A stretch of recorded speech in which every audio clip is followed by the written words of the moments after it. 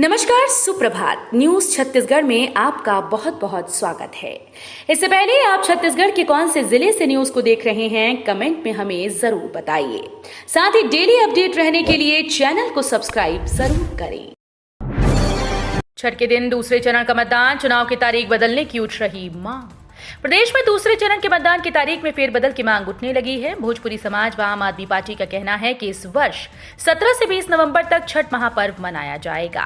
छत्तीसगढ़ में भोजपुरी समाज की महिलाओं की संख्या 2 लाख से अधिक है। ऐसे में प्रदेश के 70 सीट्स पर मतदान में इसका प्रभाव पड़ सकता है। आपके प्रदेश सचिव उत्तम जायसवाल ने बताया कि पार्टी ने 17 नवंबर के स्थान पर 25 नवंबर को चुनाव कराने की मांग निर्वाचन आयोग के समक्ष रखी। भाजपा ने विधानसभा चुनाव घोषणा पत्र के लिए मांगे सुझाव। भाजपा सांसद व घोषणा पत्र समिति के संयोजक विजय बघेल ने मीडिया संवाद कार्यक्रम में विधानसभा चुनाव घोषणा पत्र के लिए पत्रकारों के सुझाव मांगे। भाजपा कार्यालय एकात्म परिसर में बघेल ने कहा कि भाजपा के घोषणा पत्र के लिए सुझाव देते समय समाज के हर वर्ग के लोगों के चेहरों पर खुशी और उत्साह है। ये देखकर हमें प्रेरणा मिली। इसके पीछे कारण प्रदेश की भूपेश सरकार का पिछले 4.5 साल का कार्यकाल है। छत्तीसगढ़ में कांग्रेस विधायकों को भी लगा बड़ा झटका। छत्तीसगढ़ में कांग्रेस ने नवरात्र के पहले दिन जैसे ही टिकट घोषित किए तो राज्य की सियासत में हलचल मच गई। उम्मीद के मुताबिक कांग्रेस ने टिकट वितरण में कुछ ऐसा किया जो यहां की सियासत में पार्टी की ओर से पहली बार कहा जा रहा है। दरअसल जिन 30 सीट्स पर कांग्रेस ने टिकट घोषित किए उनमें से अगर मंत्रिमंडल के लोगों को निकाल दिया जाए तो आधे से ज्यादा विधायकों के टिकट ही पार्टी ने काट दिए। दिवाली से पहले मिलेगी करोड़ों किसानों को सौगात। प्रधानमंत्री किसान सम्मान निधि योजना के लाभार्थी किसानों के लिए महत्वपूर्ण खबर है। लाभार्थियों का योजना की 15वीं किस्त को लेकर इंतजार जल्द खत्म होने वाला है। खबर है कि दिवाली से पहले किसानों के खाते में अगली किस्त के 2-2 हजार रुपए भेजे जा सकते हैं। वहीं योजना की किस्तों का लाभ लेने के लिए मोदी सरकार ने 3 दस्तावेजों को अनिवार्य कर दिया है। सीएम भूपेश बघेल का दावा, राजनांदगांव सीट पर गिरीश देवांगन रमन सिंह को देंगे पटखनी। छत्तीसगढ़ के सीएम भूपेश बघेल ने कांग्रेस के उम्मीदवारों की पहली सूची जारी होने पर अपनी प्रतिक्रिया दी। सीएम बघेल ने कहा कि सूची बहुत अच्छी है और लोगों में बहुत उत्साह है।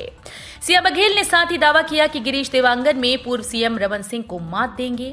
सीएम बघेल ने पत्रकारों से बातचीत में कहा कि नवरात्रि का पहला दिन है, माता रानी की कृपा सब पर बनी रहे। कांग्रेस की पहली सूची जारी हुई है, बहुत अच्छी सूची है। छत्तीसगढ़ में सोशल इंजीनियरिंग के सहारे कांग्रेस, लिस्ट में ओबीसी और एसटी वर्ग का दबदबा। छत्तीसगढ़ में कांग्रेस ने विधानसभा चुनाव के लिए कांग्रेस प्रत्याशियों की पहली लिस्ट जारी कर दी। इसमें CM Bhupesh Baghel, deputy CM TS Singhdeo, विधानसभा अध्यक्ष डॉक्टर चरणदास महंत के साथ सभी कैबिनेट मंत्रियों को फिर टिकट दिया गया। यानी बीजेपी की तरह कांग्रेस ने भी अपने 2018 विधानसभा के सभी बड़े चेहरों को दोबारा चुनावी मैदान में उतारा है। कांग्रेस की लिस्ट पर उप मुख्यमंत्री टीएस सिंहदेव की पहली प्रतिक्रिया। छत्तीसगढ़ विधानसभा चुनाव के लिए कांग्रेस ने रविवार को अपने 30 उम्मीदवारों की पहली सूची जारी कर दी। सूची में मुख्यमंत्री भूपेश बघेल, उप मुख्यमंत्री टीएस सिंहदेव समेत सभी मंत्रियों को स्थान दिया गया। कांग्रेस की लिस्ट आने के बाद पार्टी के नेताओं की तरफ से तमाम तरह के बयान भी सामने आ रहे हैं। इसी बीच छत्तीसगढ़ के उप मुख्यमंत्री टीएस सिंहदेव ने इन 30 नामों पर अपनी प्रतिक्रिया दी। धमतरी की 3 सीट्स पर भाजपा ने उतारे उम्मीदवार। धमतरी जिले में होने वाले विधानसभा चुनाव 2023 में भाजपा ने अपने प्रत्याशियों की सूची जारी कर दी। जिले में 3 विधानसभा सीट्स हैं, जिनमें धमतरी, कुरूद और सिहावाद शामिल है। वहीं प्रत्याशियों की सूची जारी होते ही सभी मैदान में उतर गए।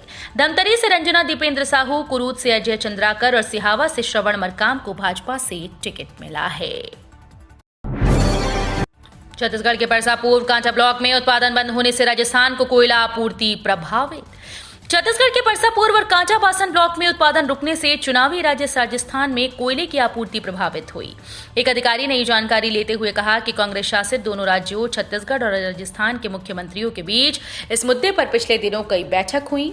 परसा पूर्व और कांचा बासन ब्लॉक छत्तीसगढ़ में स्थित है। छत्तीसगढ़ में भूपेश बघेल के लिए बीजेपी बन रही चुनौती। छत्तीसगढ़ में भूपेश बघेल के नेतृत्व वाली पहली ऐसी कांग्रेस सरकार है जिसने 5 साल का कार्यकाल पूरा किया। इस सरकार का कार्यकाल भले पूरा हो गया हो, मगर चुनौतियां मुख्यमंत्री भूपेश बघेल के सामने अब भी कम नहीं हुई।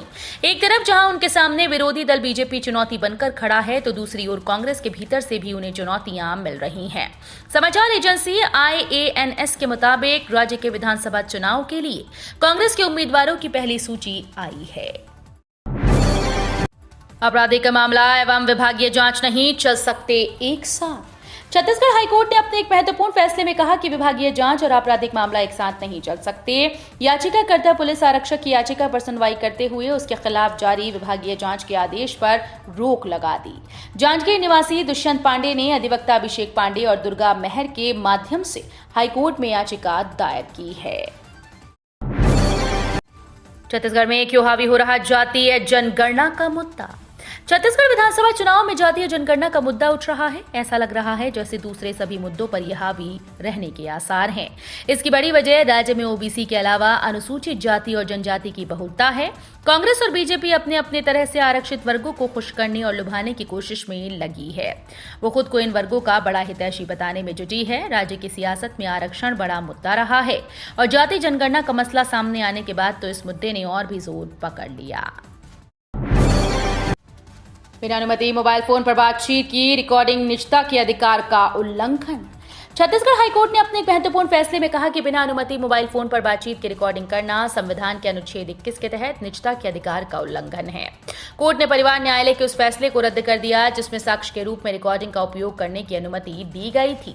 हाईकोर्ट ने अपने फैसले में इस बात की भी आशंका जाहिर की कि ऐसा लगता है कि याचिकाकर्ता की बातचीत को उसकी जानकारी के बगैर पति ने गुपचुप तरीके से रिकॉर्ड कर लिया है।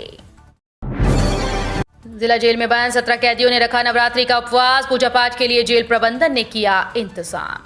कोरबा में नवरात्र का आगाज होने के साथ ही चारों तरफ शक्ति की उपासना शुरू हो गई। हर तरफ आस्था की बयार बह रही है। इस बीच जिला जेल में भी जगत जननी मां जगदम्बा की आराधना की जा रही है। जिला जेल में बंद कुल 17 कैदियों ने उपवास रखा, जिनमें 14 पुरुष और 3 महिला बंदी शामिल हैं। व्रत रखने वाले बंदियों की पूजा पाठ के साथ ही फलाहार की व्यवस्था जेल प्रबंधन की तरफ से की गई। छत्तीसगढ़ में अगले 3 दिन अधिकतम और न्यूनतम तापमान में नहीं होगा बदलाव। मानसून की विदाई के साथ ही अब छत्तीसगढ़ में मौसम का मिजाज भी बदल गया। मौसम विभाग का कहना है कि अब प्रदेश का मौसम शुष्क रहेगा। आने वाले 3 दिनों में अधिकतम और न्यूनतम तापमान में कोई विशेष बदलाव के आसार नहीं।